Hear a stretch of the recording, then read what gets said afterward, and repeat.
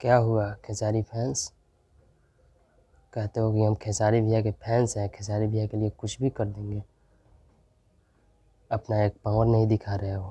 हाँ, बस केवल तुम लोग फेसबुक व्हाट्सएप पर ग्रुप बना लोगे, लड़ोगे, दूसरा कुछ तो है नहीं। तुम लोग लपरझंडू हो, लपरझंडू। ठीक है, तुम लोग कुछ नहीं करोगे। खेसारी भैया का 4 गाना आया 4 दिन में, एक पे भी अच्छा खासा व्यूज है नहीं है। तुम लोग से कुछ होबे नहीं करेगा। ठीक है। यहाँ नमस्कार, मैं रवि रंजन और आप देख रहे हैं भोजपुरी लवर न्यूज़ 24। पूजा पाठ होई कि बदलाई खाली का पहरा।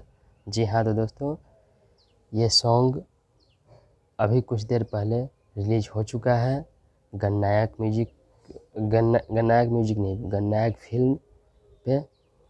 और जाइए गन्नायक फिल्म पे और इस गाना को ढेर सारा प्यार दिला दीजिए। खेसारी फैंस से निवेदन है, जितने भी खेसारी फैंस हैं इस गाना को खूब शेयर करें, खूब शेयर करें कि व्यूज का तांडव ला दे। मतलब बवाल सॉन्ग है। मैं अभी वीडियो देखा हूँ, वीडियो बवाल बना है।